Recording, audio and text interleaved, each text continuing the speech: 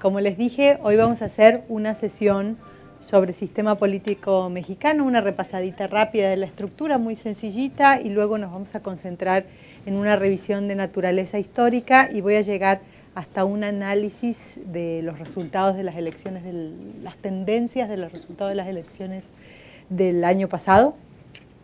Y bueno, finalmente vamos a hacer un taller, vamos a hacer un break cerca de las 8 y vamos a hacer un taller que va a estar muy combinado con lo que vamos a hacer el día de mañana. Ya va a ser como un pie al tema de mañana, que vamos a tratar mañana. Muy bien. Rapidito, en México, o los sistemas republicanos, si se acuerdan, ayer decía la importancia de un sistema republicano, que es precisamente que los poderes sean independientes uno de otro, básicamente el modelo tradicional liberal, los tres poderes. Aquí, en colores, no hay uno más importante que otro, sino que hay una diferenciación funcional del poder. Aunque, como decíamos, durante el siglo XX en general, el poder ejecutivo ha tenido una dominancia con respecto a los demás poderes. El poder ejecutivo, basado en la Constitución, y del poder ejecutivo deriva toda la estructura de la administración pública, por lo tanto está regido por la Ley Orgánica de la Administración Pública, bueno, en la Constitución están todas las facultades, en el caso de... bueno, después lo vamos a ver. Entonces, el Ejecutivo incluye el presidente, todo el gabinete de ministros y toda la estructura de la administración pública. Por eso incluye una parte fundamental en términos presupuestales, ¿sí? Luego tenemos el poder legislativo, que en el caso de México, en la mayoría es así, y en el caso de México se divide en dos, es bicameral, tenemos Cámara de Diputados y tenemos Cámara de Senadores.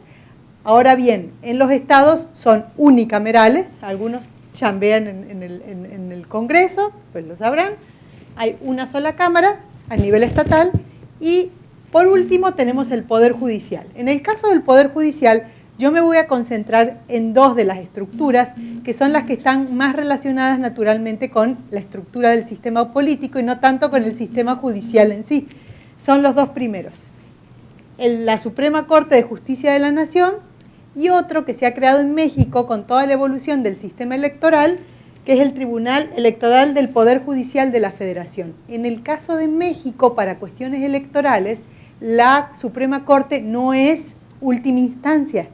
Todas las cuestiones que tienen que ver exclusivamente con lo electoral, la parte administrativa, digamos, la hace el INE, que es donde estamos hoy presentes, y la parte jurisdiccional, ¿sí? El órgano jurisdiccional vinculado a las elecciones es el Tribunal Electoral del Poder Judicial de la Federación.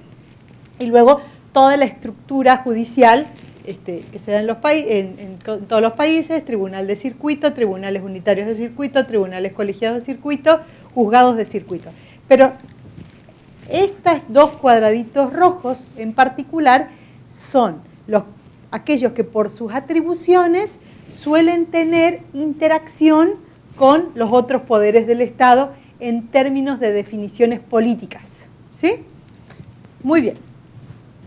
El Poder Ejecutivo en México es un sistema unipersonal, no tenemos fórmula presidencial, aquí no hay vicepresidente.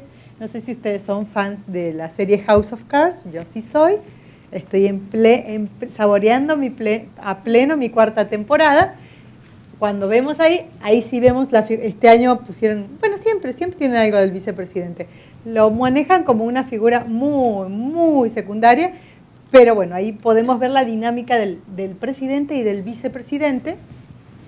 En el caso de México no, es unipersonal, es titular del gobierno y al mismo tiempo jefe de Estado, ¿sí?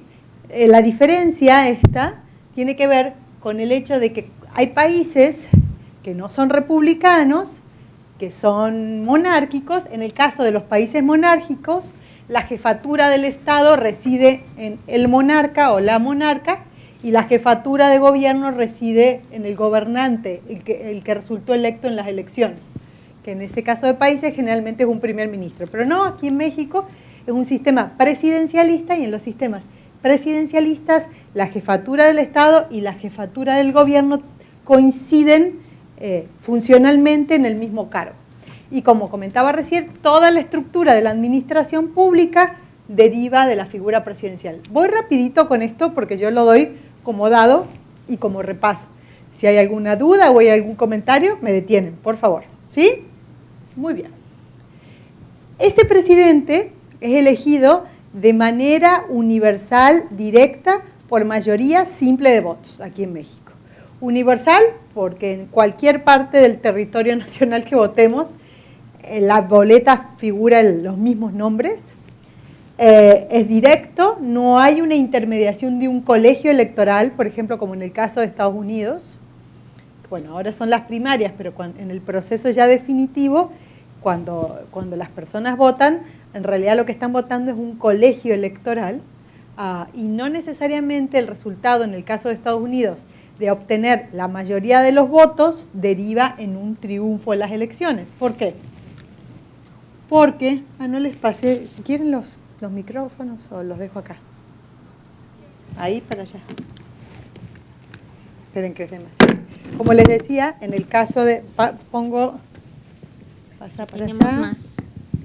En el caso de Estados Unidos, por ejemplo, en las elecciones de 2000 se dio ese caso de que cada uno de los estados tienen una cierta cantidad de delegados representando a los colegios electorales. Entonces, cuando alguien gana un estado, gana todos los delegados de ese estado. Y esto quiere decir que puede haber un candidato a presidente que obtenga mayor número absoluto de votos. No es un escenario que se da frecuentemente, pero sí se ha dado, pero que no tenga la mayoría de los delegados. Porque depende de esto cuántos delegados tiene cada estado. Y se hacen cálculos de definición en términos del crecimiento poblacional de los estados. ¿Sí? En las elecciones del 2000, cuando ganó Bush ganó el colegio electoral, pero no ganó la mayoría de los votos. Muy bien, en el caso de México eso no existe, es directo el resultado de la elección, el que tiene más votos. No hay una intermediación de delegados y por mayoría simple de votos. El que obtiene más votos sale presidente. Aunque fuera una cantidad limitada, no existe en México la segunda vuelta que hay en otros países para asegurar la construcción de una mayoría gubernamental. Aquí no. Aquí el que saca más votos en una sola vuelta gana. El gobierno, y es por un periodo de 6 años y cumple las siguientes funciones, que son básicamente las funciones de los sistemas presidencialistas. La cuestión de la administración pública, la administración presupuestal, la asignación de las políticas públicas, todo lo que tiene que ver con la estructura de la administración pública. En general, las grandes, por lo menos así ha funcionado en el transcurso del siglo XX, las iniciativas de ley más importantes son impulsadas desde el Ejecutivo. Si bien el Ejecutivo no legisla, se concibe o se espera que las grandes reformas tengan un impulso del Ejecutivo. ¿Sí?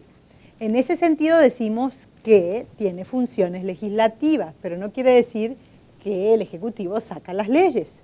¿Sí? Manda las iniciativas de ley, las cabildea. Es importantísimo, imagínense cuando el Ejecutivo impulsa una iniciativa de ley, tiene que haber todo un proceso de cabildeo en el legislativo para impulsar esas leyes, si no sería una manifestación de debilidad política. ¿Sí? También eso depende luego qué conformación tiene el legislativo, si el partido del presidente tiene mayoría en las cámaras o no las tiene, como el caso que hablábamos ayer de Argentina, donde la negociación tiene que ser muy, muy intensa precisamente por no tener una mayoría legislativa. Y en general, el nombramiento de los ministros, y para ciertas funciones el presidente no nombra, pero sí tiene que hacer ternas que van a ir a parar en general al Senado para la definición de ciertos puestos. Por ejemplo, para los puestos del Tribunal de la Corte, los ministros de la Corte o los embajadores necesitan ratificación. Los ministros de la Corte, los consejeros del INE, el consejero de la Comisión Nacional de Derechos Humanos, del IFETEL, de todos estos órganos, por ejemplo, descentralizados y autónomos.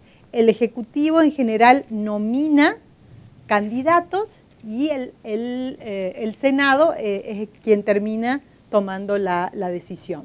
De hecho, está muy interesante este año y se parece la serie de House of Cards a la realidad, porque hace 15 días, por causas naturales, bueno, o eso creo, falleció uno de los ministros de la Corte en Estados Unidos y eso complejiza aún más el proceso electoral, porque están con una cantidad par de ministros en Estados Unidos. Y entonces existe el debate de si el presidente Obama va a nominar un nuevo ministro para la Corte o no lo va a hacer, porque este ministro que falleció era un fiel de la balanza de perfil conservador, y entonces si una nominación procedería en el Congreso o la frenarían los republicanos. Es muy interesante el fenómeno. Y eso vamos mostrando cómo se van dando los balances de poder. Muy bien. ¿Hasta acá vamos bien? Muy bien. Qué buenos alumnos. Uy, la apagué. ¿O qué hice? No sé qué hice. Ahí está. Ahí está.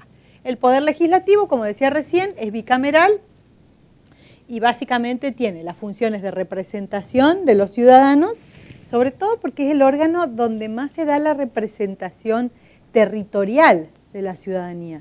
La Cámara de Diputados es la que refleja la representación en términos de cantidad de población. Dependiendo de los niveles de concentración o desconcentración de la población en el territorio, es la cantidad de diputados que cada una de las circunscripciones tiene asignados las curules, ¿sí? O los escaños, como se dice en otros países.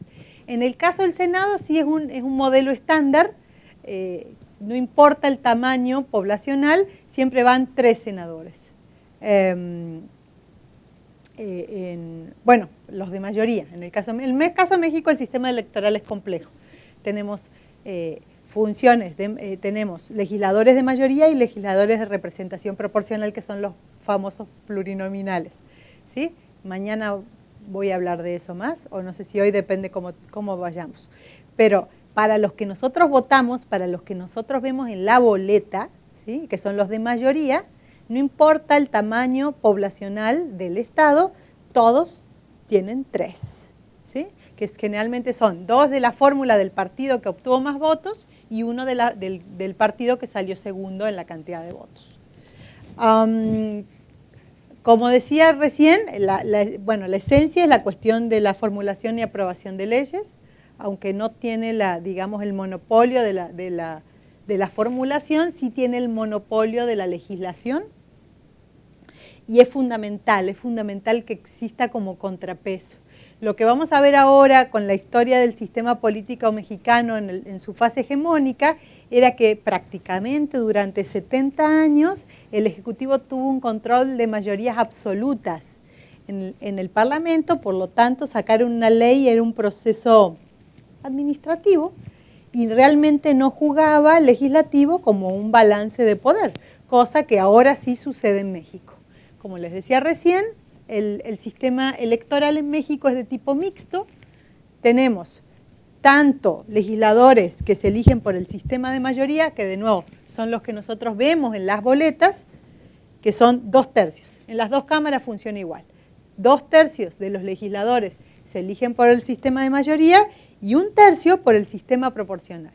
Si ustedes voltearan cuando van a votar su boleta, van a ver ahí las listas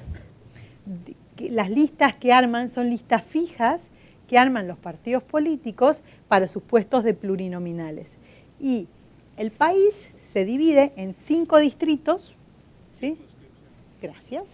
Distritos, bueno, la idea era circunscripciones, vamos a ser más precisas, en 5 circunscripciones, y para cada una de esas 5 circunscripciones los partidos políticos hacen listas establecidas de posibles diputados o senadores plurinominales. Y dependiendo de la cantidad de votos proporcional que vayan obteniendo cada uno de los partidos políticos, van a ir entrando personas de esas listas para ocupar los puestos plurinominales que en la práctica suelen ser personajes muy importantes del partido y que en general definen las líneas programáticas del partido. El periodo de duración es 6 años para el Senado, 3 años para la Cámara de Diputados. En el caso de México, y eso yo no estoy de acuerdo, por eso lo digo cuando puedo, se renueva en absoluto las cámaras, ¿sí? Los senadores que están ahora, cuando termine su periodo, se van a ir todos y se va a formar una nueva Cámara de Senadores completa. Lo mismo con el caso de los diputados. En otros países se renuevan por tercios. ¿Qué implica esto? Que no hay una desbandada completa de las cámaras, sino que cuando vienen los procesos de votación se renuevan por partes y no todos los legisladores cumplen el mismo periodo en la misma proporción. ¿Qué asegura un modelo de tercios o de partes? Asegura continuidad de la agenda legislativa, ¿sí? Cosa que no se puede dar en México, porque en México, como no se puede, bueno, ahora sí se van a poder reelegir los diputados. No va a haber esto de los ciclos, pero sí va a haber posibilidad de reelección. Al tener que salir todos, digamos, hasta el escenario que teníamos antes de la última reforma, entraban 500 nuevos, ¿sí?, a la Cámara de Diputados. Por lo tanto, esto implica pues un desfase de la agenda legislativa, ¿sí? No hay una continuidad desde la perspectiva legislativa y eso le quita muchísimo, le quita dinamismo y le quita poder al poder legislativo en sí mismo. Evidentemente el Poder Judicial es la pieza clave del sistema democrático, sobre todo porque es el que tiene la responsabilidad del control constitucional de las leyes. Esa es la última responsabilidad que le compete a la Corte Suprema de Justicia de la Nación. Y bueno, y todos los órganos de impartición de justicia. Luego vamos a ver el tema de los ministros. Muy bien, bueno, hasta aquí. ¿Alguna duda de la estructura? ¿No? Todos más o menos la conocían, no hay ninguna diferencia. Perfecto. Ahora sí vamos a hablar. A mí me gustaría enfocarles, a mí me gustaría verlo en 2 tramos.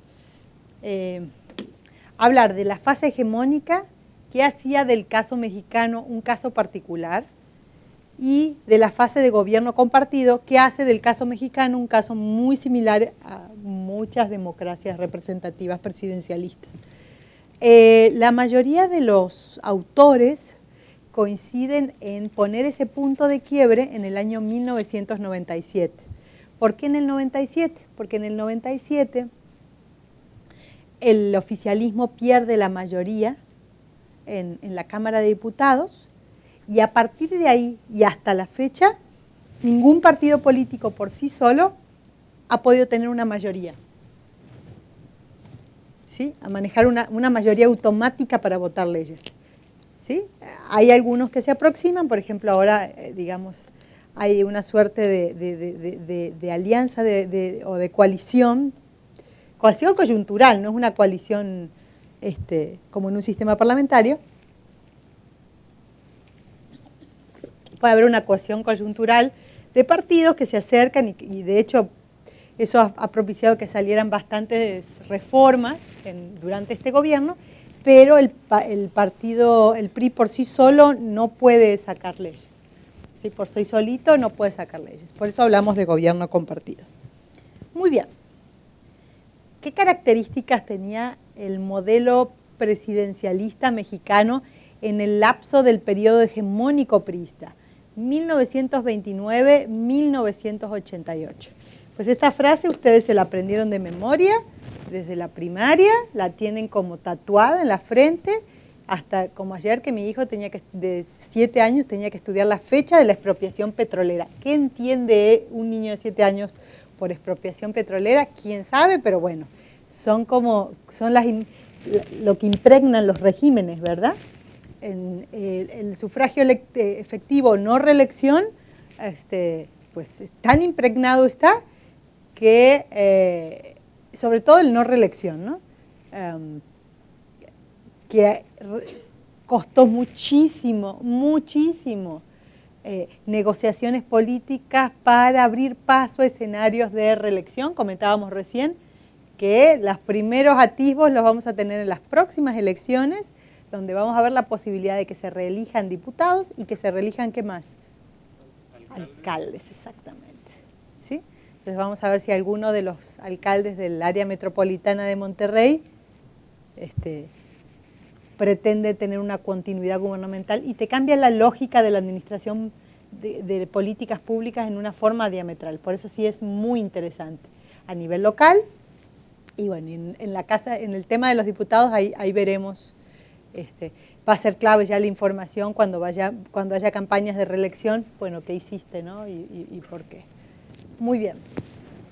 Entonces, ese periodo de la no reelección y del hiperpresidencialismo mexicano no se explica necesariamente porque en la Constitución del 17, que es otro de los grandes, digamos, hitos de la historia revolucionaria mexicana, ¿no? Ya, déjenme que les tumbe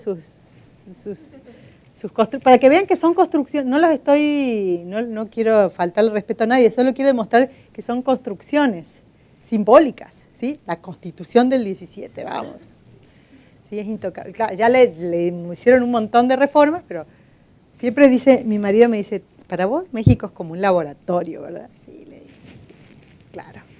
Pero sí quiero ver el peso simbólico de la Constitución del 17. No quiero faltarle respeto a nadie. Quiero que vean la capacidad que tuvo el régimen de impregnar un valor simbólico fundamental en ese hecho, ¿no? Entonces, esa Constitución en sí misma no es un sistema que por atribuciones formales le diera un poder exagerado a un presidente o diferente al que tienen en alguna Constitución en otros países.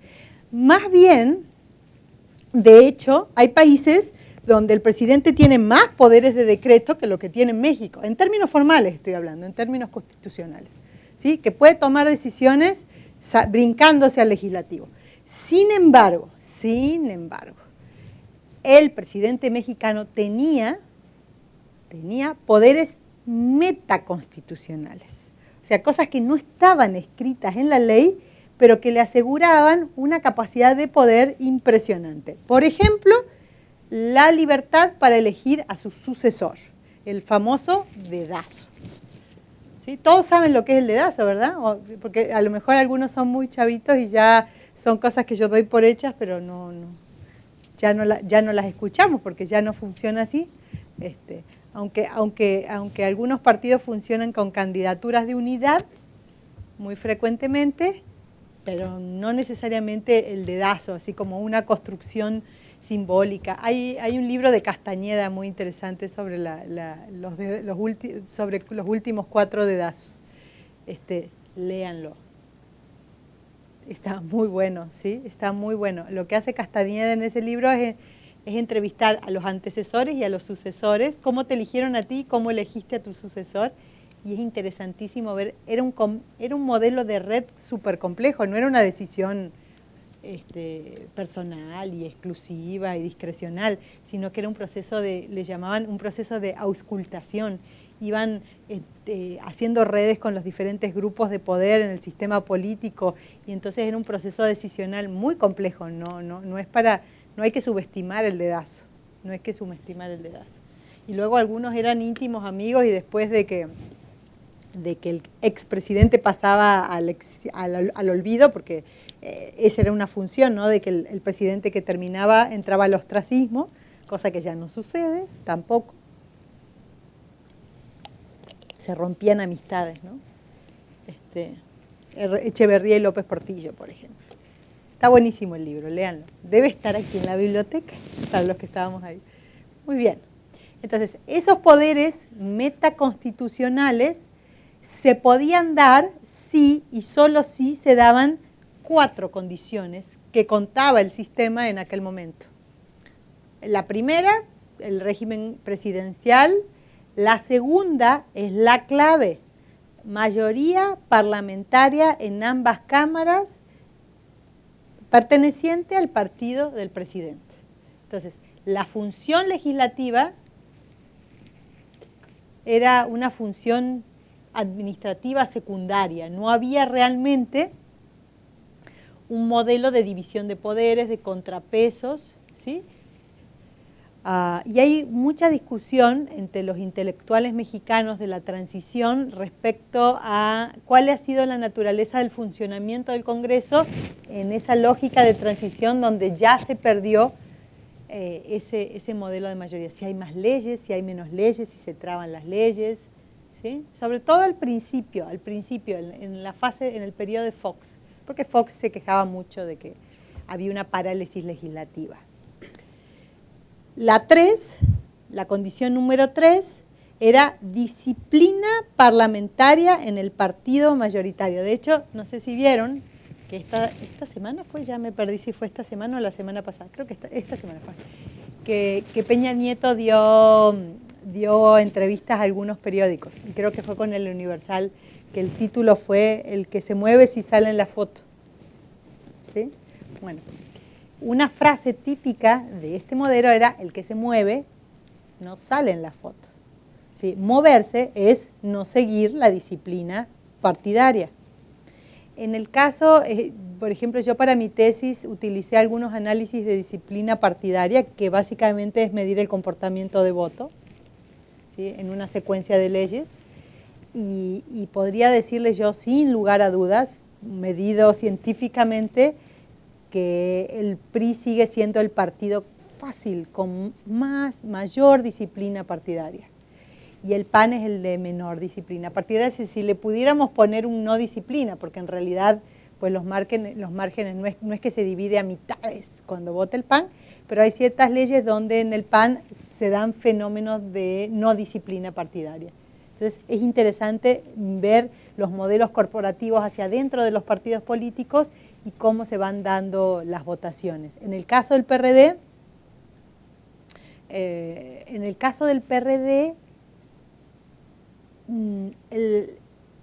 es el menos propenso a coaliciones partidarias, a coaliciones legislativas con otros partidos políticos.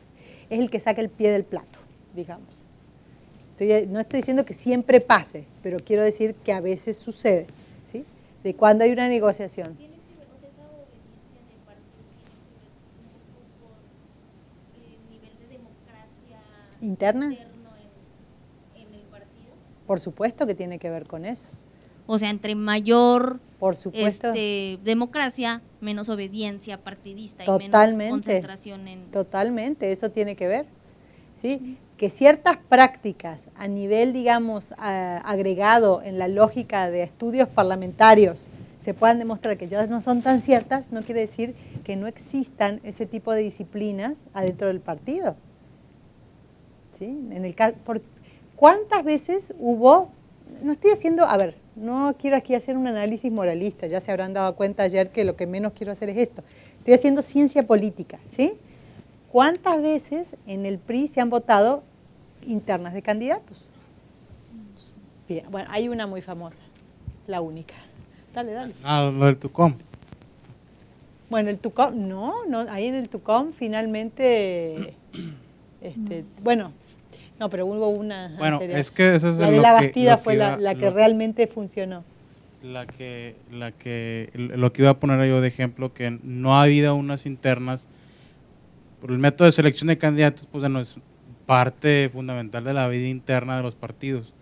Entonces, lo que ha optado el partido es por candidaturas de unidad, que es básicamente, pues cuestión de, o sea, es convención de delegados, pero pues es por una sola con... Sí, en eso el PAN es mucho más abierto. De nuevo, no estoy haciendo aquí una cuestión de valoración, no estoy tratando de decir estos son buenos y estos son malos, solo estoy haciendo análisis, ¿sí? No, a mí no me interesa valorar, me interesa observar y cómo eso influencia luego en procesos posteriores. Porque, por ejemplo, en el caso del PRD parece que se tiran tiros al pie. Si uno ve la selección de candidatos, por ejemplo, ahora para las candidaturas para las gubernaturas en la mayoría de los estados. ¿Sí? Terminan perdiendo el control, ¿no? Terminan perdiendo el control y el que no está satisfecho se sale. En cambio, la disciplina, podríamos decir que si hay un partido fuertemente disciplinado en México es el PRI. Sería, sin lugar a dudas, sería el PRI. ¿No? Entonces, sí me entendieron, ¿no? Acá yo no estoy haciendo un análisis de valor, solamente estoy haciendo observaciones de comportamiento, ¿sí? Entonces, durante un largo periodo, básicamente desde, digamos, desde el cardenismo hasta el año 88. Bueno, acá lo pone Weldon hasta el 88, pero yo lo tiraría un poquito más hasta el 97. El elemento central era la cuestión de las mayorías parlamentarias y la disciplina parlamentaria en el partido, ¿sí? Nadie se mueve en la foto, nadie se mueve. El que se mueve no sale en la foto, esa es la famosa frase. El que se mueve no sale en la foto. ¿Perdón? Fidel Velázquez, muchas gracias. Y bueno, es interesante, ahora no quiero decir que sea real, pero que el presidente, que es del partido, salga y diga, ahora hay que moverse para salir en la foto. Esa fue la declaración de Peña Nieto. Bueno. Y la cuarta es que, obviamente, el líder del partido hegemónico al mismo tiempo era el titular del Poder Ejecutivo, o sea, presidente y líder del partido. Esa combinación de elementos era la que aseguraba ese poder metaconstitucional del presidente, que no se movía una mosca, ¿sí?, si no lo autorizaba el presidente. Ahora es mucho, el poder está muy diversificado, no solamente desde la dimensión de las variables tecnológicas como las que hablaba ayer, sino de que el poder está muy distribuido en México, está mucho más distribuido, entonces votar leyes, impulsar determinadas políticas públicas es muchísimo más complejo hoy en día, gracias a Dios. Muy bien. ¿Cómo fue la naturaleza de esa evolución de la transición democrática?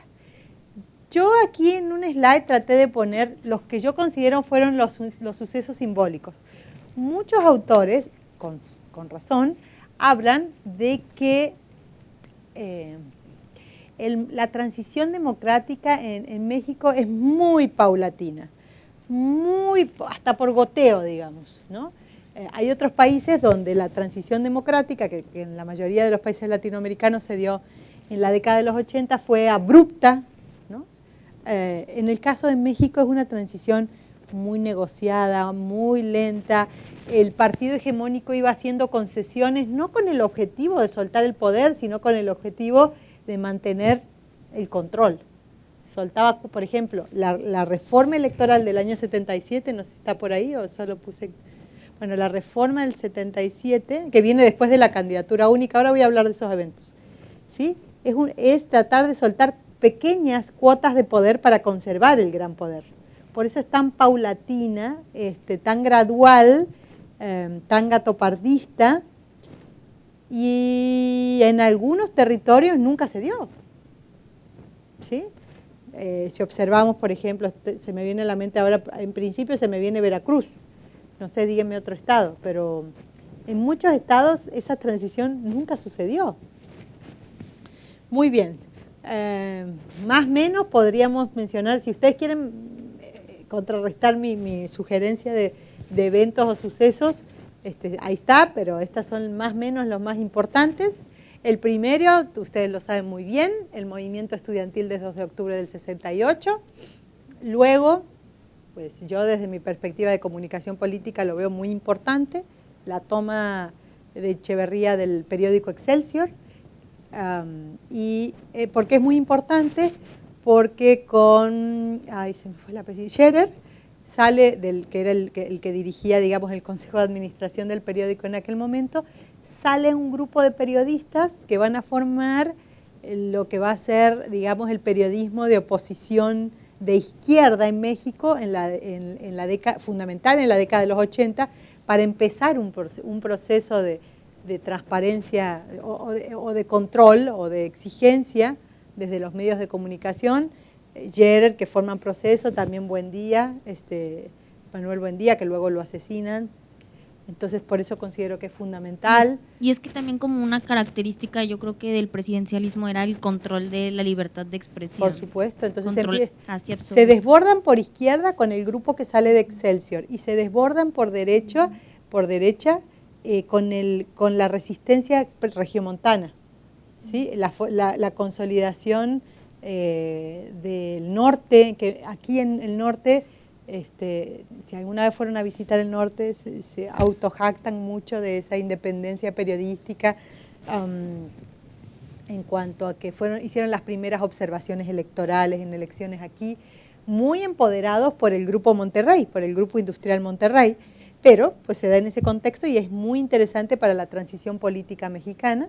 Entonces digamos que la prensa se desborda por izquierda y por derecha del control gubernamental, ¿sí? Del control político, por izquierda con el grupo que sale de Excelsior y por derecha por el fortalecimiento del norte y con la propuesta luego de la formación del periódico Reforma y la instalación del periódico Reforma. Cuando instaló el grupo Reforma su periódico en la Ciudad de México, el sindicato de voceadores decidió no repartir el periódico, le hicieron un boicot al periódico, que venía del partido, evidentemente. Entonces, ¿qué hicieron? Pues fue muy famoso, si van y buscan las notas de aquella época, los editores, los periodistas y el mismo director del periódico salieron ¿cómo se llama?, a los cruceros de la Avenida Reforma y ellos mismos repartían el periódico en mano y tuvieron que crear su propio sindicato de repartición de periódicos en aquel momento porque pues el régimen no lo permitía.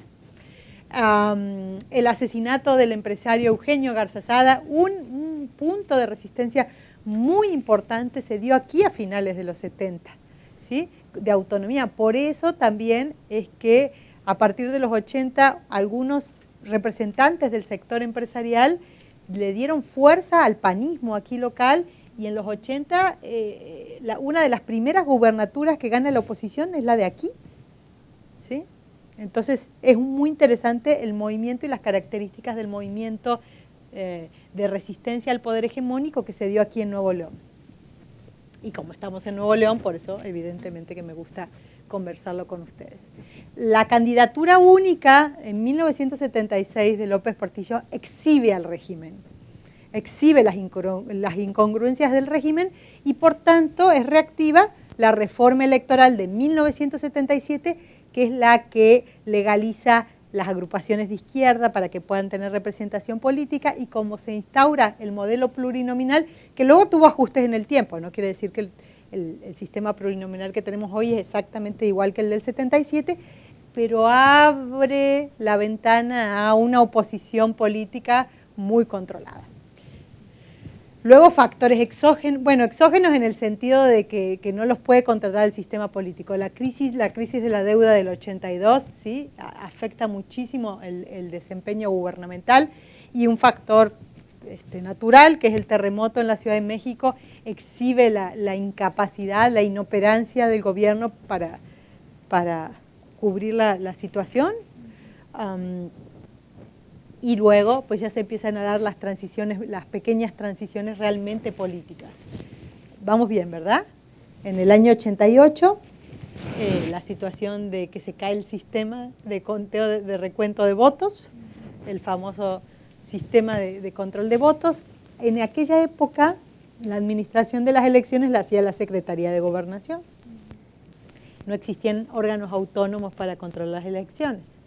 Por lo tanto, ese evento es el que va a abrir la existencia, el surgimiento del IFE. ¿Sí? A las crisis más profundas vienen las posibilidades institucionales y las respuestas institucionales. El año 94 fue un año muy turbulento. Yo puse ahí el asesinato del candidato presidencial, también el asesinato del presidente del PRI, Ruiz Massieu, y la crisis financiera del año 94, el levantamiento zapatista del año 94, y finalmente entonces el punto de quiebre se dio 3 años después, en el año 1997, con la pérdida de la mayoría legislativa y el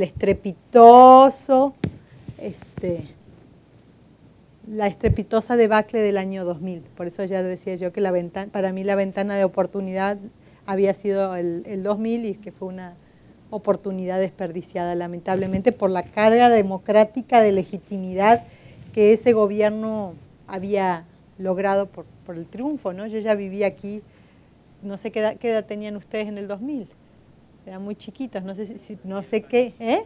10. Vos tenías 10, vos estabas más grande, ya tenías más recuerdos, algunos eran muy chiquititos. ¿Se acuerdan de ese día? ¿Sí se acuerdan algunos o ni? No, sí. En México, tipo, la gente se fue de que al Ángel, o sea, acá también. Era como que la gente realmente tenía en esperanza o era como un movimiento muy genuino. Ahorita digo, ya se mueven muchos intereses, Ujú. pero en ese entonces sí era como, o sea, muy genuino que la gente saliera a las calles, o sea, de verdad creía en un cambio. Creían, Ujú. ¿no? Creían en Sí. ese cambio de que había una diferencia entre la clase política de un partido y la de los demás. Muy bien, esa sería mi recopilación de sucesos simbólicos que fueron abriendo paso a esa transición muy lenta y muy gradual.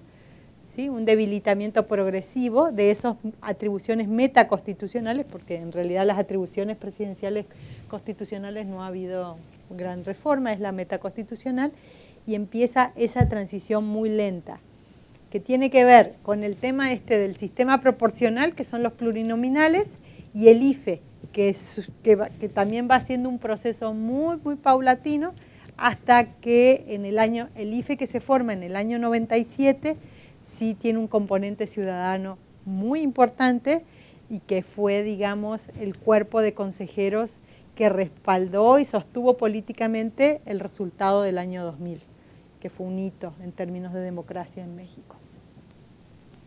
A partir de las elecciones del año 97 no ha vuelto a haber una mayoría parlamentaria ni para el partido del presidente ni para los partidos de oposición. En términos nosotros de análisis político diríamos que no tiene poder de veto. Básicamente no tiene, en la práctica con alguna coalición con partidos menores ahora el partido del presidente lo puede hacer, pero no tiene lo que le llamamos en ciencia política poder de veto. O sea, que un actor unilateralmente sea el parteaguas para la toma de decisión. ¿Sí? Y básicamente es fundamental la formación de coaliciones legislativas para poder votar las leyes. Si no sería un país paralizado. Y bueno, ahí hay muchos debates. Hay algunos autores que dicen que, sobre todo en aquella época del primer sexenio postpriista, que había una parálisis legislativa, ¿no? Y que se daba por una serie de fenómenos. Y luego hay estudios posteriores de María Amparo Casar que dicen que no, que en efecto la cantidad de leyes que se votó no fue mucho menor, bueno, fue más cantidad, aunque se rechazaron algunas, que hablar de parálisis legislativa no tendría mucho sentido. Pero fue una etapa compleja, y lo que decía Lujambio es que si se daba la condición de mantener el sistema de mayoría simple, sin segunda vuelta para el presidente, y la condición esta que les decía yo de que ningún partido tiene la mayoría, no solo que ningún partido tiene la mayoría, sino que existe y sigue siendo así en el caso de México hasta las últimas elecciones, medido un sistema de multipartidismo moderado. NEP, lo que está acá, es una fórmula de ciencia política que estudia la composición de coaliciones legislativas, nomás se los presento tampoco. Si a alguien le interesa leer sobre número efectivo de partidos, después les doy bibliografía, no hay problema. Pero NEP se llama número efectivo de partidos. Y en el caso de México, oscila el número efectivo de partidos, es una fórmula matemática que se saca con las coaliciones entre el 2.5 y el 3%, y el 3. O sea, la distribución es de 2.5 y 3 partidos. Es una fórmula matemática que se realiza para analizar número efectivo de partidos. ¿Sí? Algunos son muy menores, pero se tienen que dar determinadas coaliciones partidarias para las votaciones. ¿Sí? Y en realidad, de las observaciones que yo hice, como les decía, que hice un análisis para mi tesis, en general el priismo sigue siendo súper disciplinado, hay una alta disciplina partidaria. ¿Sí? Los incentivos, no lo estoy analizando por valor, lo estoy pensando por modelo de análisis. Los incentivos hacia adentro del partido son muy altos para la disciplina partidaria. ¿Sí? Se pierde mucho, o sea, perdón, la resistencia o la autonomía es costosísima dentro de la estructura del partido. ¿Sí? Por ejemplo, a mí me tocó para mi tesis entrevistar a un ex senador que había tenido un puesto altísimo en el partido, altísimo, puestos altísimos dentro de la estructura gubernamental y de la estructura del partido en los 80. Y entonces, pues yo lo entrevistaba por la ley Televisa. Y daba vueltas, al final me dijo, te lo voy a decir. Cuando estábamos a punto de votar la ley, yo estaba en contra de la ley. Hubo un grupito, un pequeño grupito de senadores priistas que votaron en contra de esa ley. Todos hoy marginados de la estructura del partido, por cierto. Entonces se acerca el líder del partido, de la fracción parlamentaria, y me hace una atenta invitación a que reflexione nuevamente mi voto, y me dice que si no reflexiono mi voto me va a costar mi carrera política. Así. Le pasó con muchas leyes, no con muchas, pero con esa sí me pasó. Entonces, sí, digamos que los incentivos son las lógicas de los partidos y de las élites partidarias, ¿no? Pero tienen eso, no quiero que lo sacralicen, digan son buenos, son malos, es lo que es, ¿no? Muy bien. Hay otros elementos que van influyendo, por ejemplo, la cuestión del timing. Fíjense que como las elecciones son cada vez más competidas, en realidad hay ciertas fases que si determinadas leyes no se votan en cierto periodo de las legislaturas, después es imposible por el ciclo de votaciones, ¿sí? Constantes. Por ejemplo, ahora díganme ustedes el número, pero son como 8 o 9 estados donde va a haber relevo de gobernadores. ¿Sí? 12. Es un montón.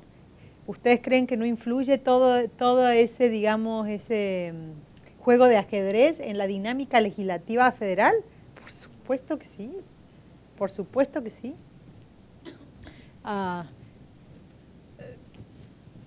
Como les decía, este estudio de María Amparo Casar hizo un estudio, ella sí, de muchísimas leyes y varios periodos, y dice que no hay una diferencia significativa en el nivel de producción legislativa y de aprobación de iniciativas relevantes en el periodo anterior al 97 y después del 97.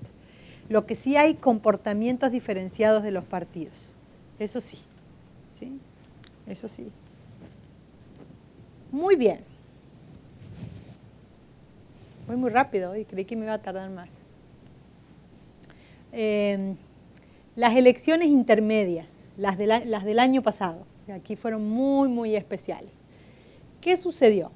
¿Qué arrojaron esos resultados? Arrojaron que se mantiene el modelo de gobierno compartido, ¿sí? El PRI no pudo por sí solo formar mayorías parlamentarias, al menos necesita de la coalición con el Verde y con el PANAL para poder obtener, para sacar leyes sin tener que recurrir a los demás partidos políticos. Aunque perdió 11 escaños, logró reforzar la coalición en la Cámara de Diputados. ¿Sí? Hoy la coalición PRI, Verde, PANAL tiene 260 escaños, 9 más que lo que tenía en la legislatura anterior, cuando fue elegido Peña presidente. ¿Sí?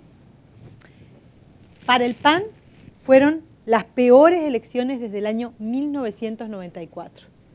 ¿Sí? Para los otros dos grandes partidos de México, la elección fue fatal, fatal. Y no se observa, o por lo menos así lo veo yo, díganme ustedes, quiero que sean críticos de sus propios partidos políticos, inclusive, un mea culpa importante de entender la crisis por la que están pasando estructural estos partidos políticos. ¿Sí? Para el PRD fue el peor descalabro, ¿sí? Obviamente por el surgimiento de Morena, que es lo que va a poner en entredicho sus posibilidades en las elecciones presidenciales.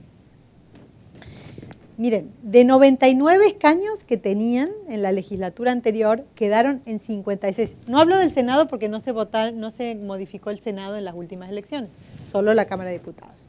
De 99 escaños pasaron a 52 escaños y el PRD tiene el 10.87% del control parlamentario. Una cifra que no tenía desde el 91. Básicamente, casi. El 88 fue la primera elección. ¿Sí? La situación, yo no tengo ni idea cómo hagan sus autorreflexiones los partidos políticos hacia adentro, pero el mensaje es clarísimo, clarísimo. ¿Cómo se dieron los resultados en aquellos estados donde sí hubo elección de gobernador el año pasado? Bueno, como aquí sabemos, en el caso de Nuevo León pasó del PRI al PAN. También nos deberíamos de preguntar esas candidaturas de unidad y los procesos de selección de candidatos, ¿cómo los percibe la sociedad civil? ¿No? Sobre todo para la reflexión de qué tan costosa es la democracia interna en los partidos políticos. En el caso de Nuevo León, pasó del PRI al partido, bueno, no al partido, al Bronco. En el caso de Querétaro, el PRI la perdió y pasó al PAN. En el caso de Michoacán, pasó del PRI al PRD. En Campeche, Colima y San Luis Potosí, del PRI al PRI. De hecho, estaba pensando que Campeche y Colima son ejemplos de lo que decía, de que nunca hubo una transición democrática. Ahora que estaba pensando en partidos, en el caso de Colima se tuvo que volver a votar, si se acuerdan, y ganó el PRI. En el caso de Guerrero pasó del PRD al PRI. En Sonora, del PAN al PRI, y en Baja California se mantuvo el PAN. O sea, sí hubo muchos movimientos de partido. Probablemente los haya ahora también, ¿no? Ahí hay algunos estados donde van a ir en coalición el PRD con el PAN, otros no se pudieron poner de acuerdo. Candidatos, bueno, perdón, se me fue la importante, el surgimiento de las candidaturas independientes, que se autorizó en la última reforma electoral y que pues había un signo de pregunta muy grande de qué alcances y qué posibilidades. Como habíamos dicho, lo único que hicieron, ayer dijimos, no meramente fue autorizar las candidaturas, pero no hubo una definición en términos del financiamiento de campaña y de efectos colaterales que tuvieran que ver con esto, y que casi en el caso de Nuevo León, voy a usar la metáfora, fuimos cabalgando en el proceso electoral. ¡Ay! Es que ¿por qué me puse tacón, caray? Ahora me duelen los pies. Yo nomás por querer estar elegante, pero después no me aguanto las consecuencias. Entonces, la falta de precisiones en términos de la aplicación real de las candidaturas independientes. Y ahí vienen las próximas elecciones, no solamente porque son elecciones presidenciales y probablemente haya candidatos presidenciales ciudadanos, sino también porque vienen elecciones a todas las dimensiones. Entonces, con la fortaleza que adquirieron las candidaturas independientes en las elecciones pasadas, nos vamos a encontrar con fenómenos muy interesantes. No quiere decir con mejores gobiernos, pero con fenómenos muy interesantes, sobre todo dado el hartazgo de la sociedad civil. ¿Nadie quiere hacer un comentario? Están todos muy callados. Acá el amigo me ayuda, si no hablo sola. Perdón, No, sí se escuchaba, ¿no?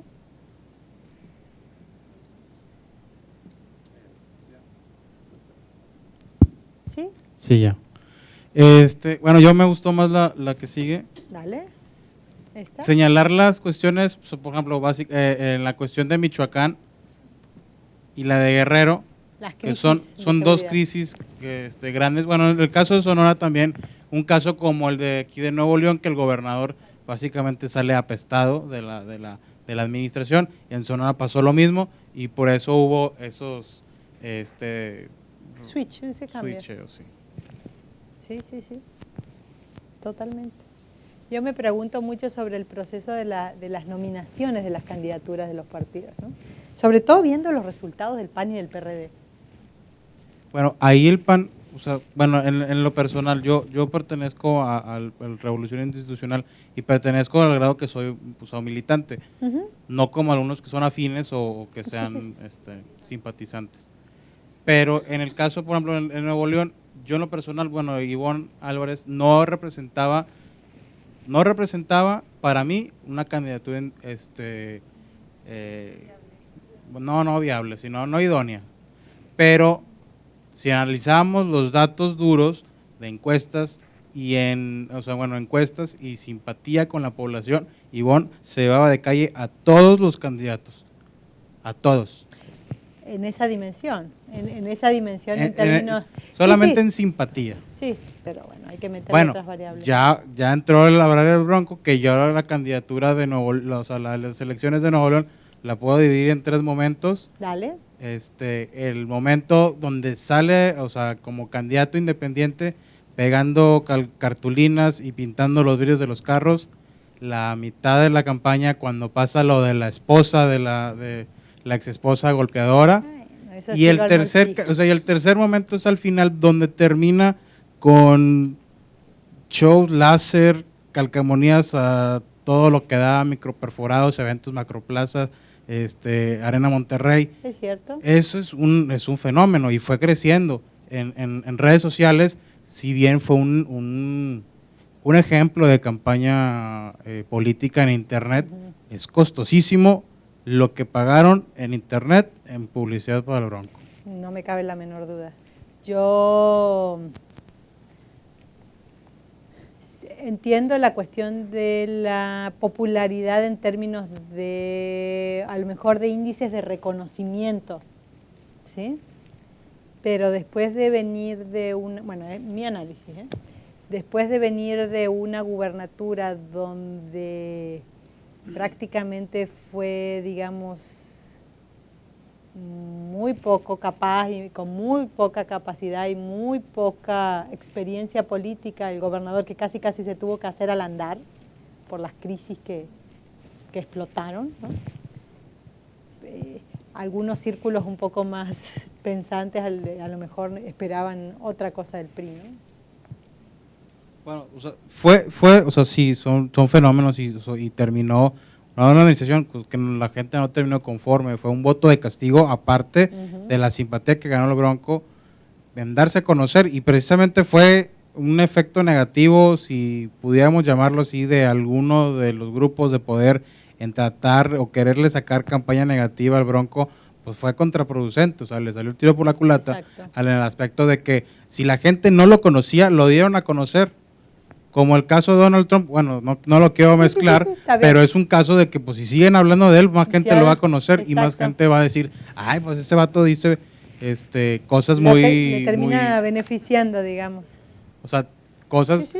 que pueden ser, o sea, pues yo le pregunto a la gente, bueno, dime 3 propuestas que hizo el Bronco. Y pues, pocos me saben decir más de una, o de que fue un fuera voto de castigo, de pues. meter a la cárcel a Medina, pues bueno, una propuesta de política pública, ¿cuál es? Claro. No existe. Voy de acuerdo. Muy bien. Entonces, el fenómeno que probablemente vaya a crecer, hay variados, ¿no? No todos no son estándar porque evidentemente son diferentes candidaturas. Evidentemente, como decíamos, la más importante, la de Jaime Rodríguez, candidato a la gubernatura, que gana donde ven morado es donde ganó un independiente. No todas a gubernatura. El caso de Manuel Cloutier, diputado federal por Culiacán, aunque él ya tenía por familia y toda una historia dentro del PAN. En el caso de Jalisco, esta es la que más me gusta a mí, porque esta es la verdaderamente ciudadana, ¿sí? La de Kumamoto para diputado local en Jalisco, esa es súper interesante porque básicamente es un grupo de millennials de la universidad que se ponen de acuerdo y escogen un distrito y hacen la estrategia, ¿no? Y ganan el distrito, ¿no? Para mí, en términos de análisis, es la más atractiva. ¿Quiénes de ellos vienen de un partido? Claro. Digamos, no conozco el caso de Alfonso Martínez Alcázar, mentiría si lo digo, pero clarísimo, el ciudadano, y aparte es un chavo de universidad, es Kumamoto. Vino hace poquito, anduvo por acá en Monterrey. No sé si tuvieron la oportunidad de conocerlo.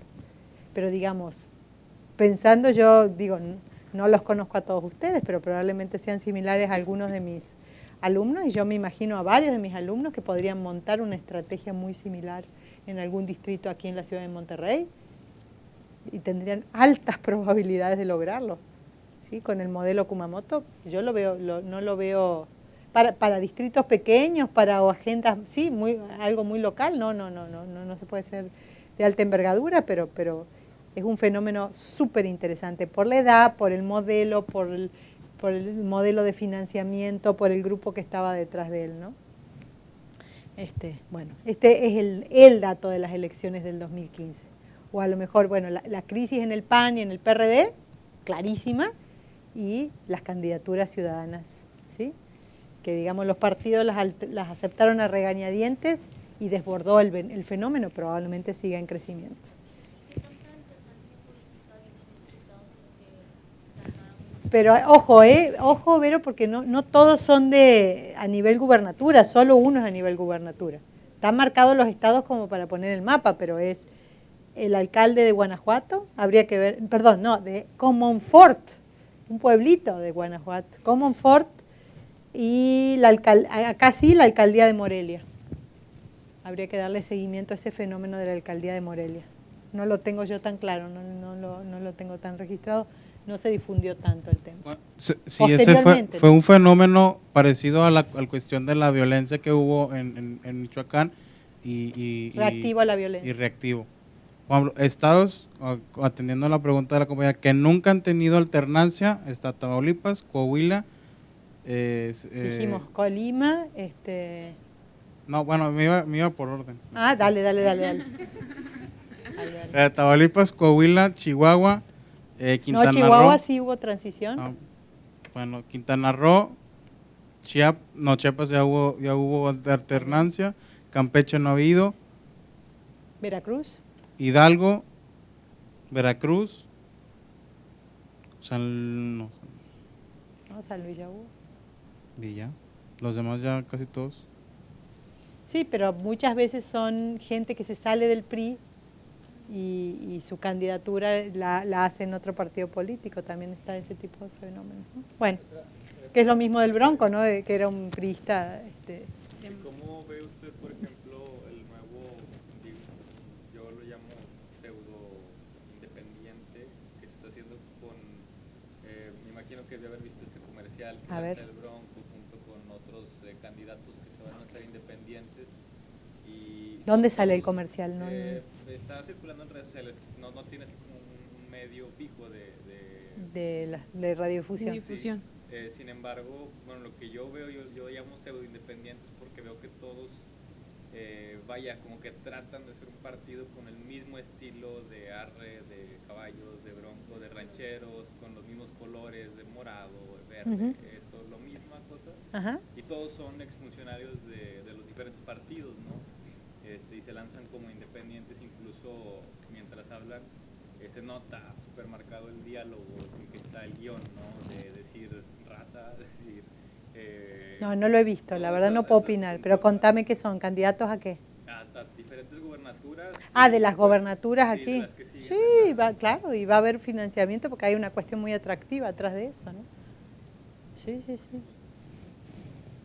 No lo he visto en particular quiénes son los que tienen ese marketing, pero sí, se va a venir un fenómeno muy interesante en ese sentido. Más para analizar para los politólogos. ¿Levantó alguien la mano? ¿No? Muy bien. Y en la Cámara de Diputados, esto fue lo que pasó. Ya es la última que vamos a analizar. Aumentó la cantidad de curules del PRI de 214 a 232 diputados. En el caso del PAN, de 114 a 101. Del PRD bajaron, ahí sí es estrepitoso, de 100 a 58 diputados. Aquí lo pueden ir viendo con los colores también, cómo quedó la distribución de diputados, ¿sí? El Partido Verde, así todo, que tuvo una campaña prácticamente de desprestigio, la intención de varios consejeros y de gente de la academia de tratar de quitar el registro del Verde por prácticas no legales, y todo, así todo, crecieron de 27 a 31 diputados. En el caso del surgimiento de Morena, que era digamos muy básico en el 2012, pasaron de 12 a 34 diputados. Nueva Alianza mantuvo. Movimiento Ciudadano, que es un fenómeno muy similar a esta cuestión de, si bien es como una suerte de partido político que ya viene transitando y modificándose, tiene toda esta lógica porque muchos de sus candidatos son candidatos que no están obligados con el partido, ¿no? Que son como más de aceptación ciudadana. También creció en el caso de Movimiento Ciudadano. El caso del PT, que pues yo digo que es vergonzoso porque a pesar de que perdieron realmente el registro, parece que no lo perdieron. No me acuerdo, ¿qué era? ¿Encuentro Social? Sí. Encuentro Social. Y el caso de Cloutier, que es el único diputado independiente, ¿no? Y ahí está analizado en términos de la cantidad de diputados por mayoría relativa y por representación proporcional que tuvieron cada uno de los partidos políticos. Digamos, ese es como el panorama de lo que pasó en el 2015 y qué nos espera en las próximas elecciones a partir de estas tendencias. El fenómeno que se viene, que es el que no hemos visto hasta acá, es el tema de las reelecciones, ¿sí? Quienes se van a candidatar para sus puestos de las reelecciones a través de los puestos de mayoría relativa. ¿Algún comentario? Doctora, bueno, ahorita con lo del Partido Verde veo otro ejemplo más que en el que se puede quedar claro que si no eres nadie, pero si hablan, o si eres alguien, pero no vas tan bien, y si hablan mal de ti, creces. Cito el ejemplo del Bronco, que no era nadie y el PRI le hizo el favor de crecerlo con esa campaña en contra de él. Cito el ejemplo del Verde, que las instituciones, los académicos lo quisieron acabar y creció en número de diputados. Y por último cierro citando el ejemplo de Trump, que no era nadie y a través de los ataques a los mexicanos ha crecido. Entonces, ¿funcionará esa estrategia?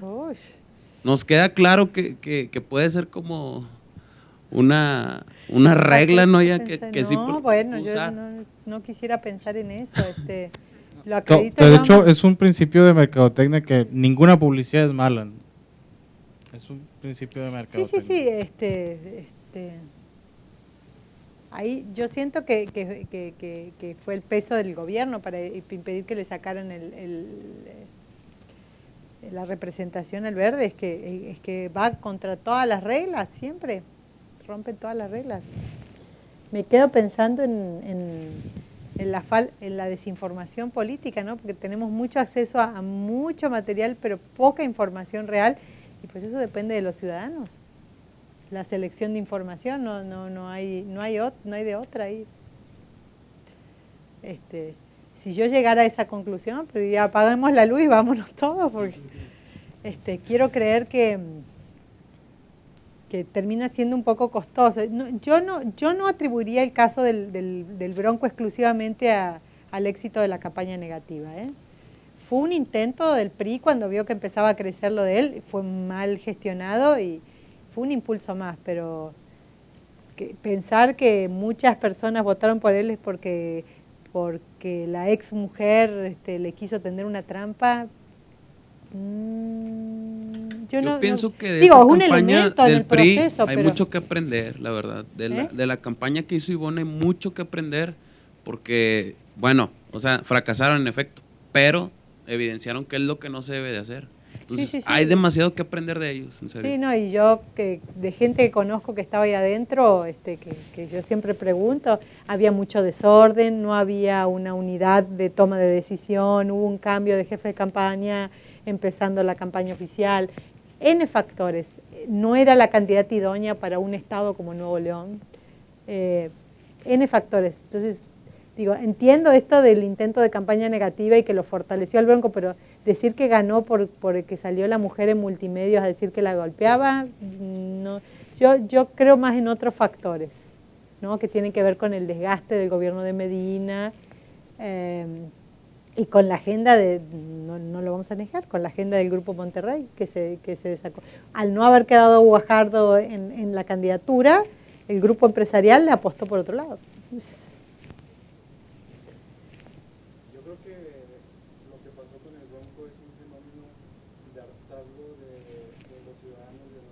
Ante la inquietud de los partidos políticos, ya sea el PAN y el PRI, que son los que están más contentos porque el PRD. Sí, aquí no tiene mucha representación. Entonces yo creo que si tú le preguntabas a la gente si estaba de acuerdo que Rodríguez Calderón era el mejor candidato, iba a decir no, pero estoy harto de la forma en que se han llevado las limitaciones los partidos populares. Sí, uno se preguntaba como votante, ¿no? Y eso es lo mejor que el PRI y el PAN nos pueden ofrecer, digo, porque no hablemos solo de la candidatura del PRI, eso es lo mejorcito, ¿no? Sí, se confluyeron muchísimos factores, ¿no? Bueno, chicos, vamos al break y después les propongo un ejercicio que vamos a trabajar aquí con las computadoras. Espero que les haya gustado el repasito. Hay lecturas en el CD sobre el sistema político mexicano para quien tenga ganas de leer. ¿En el CD también está presentación? No, la presentación no está en el CD. Son lecturas. Bueno, chicos, vamos. Vamos por una coquita.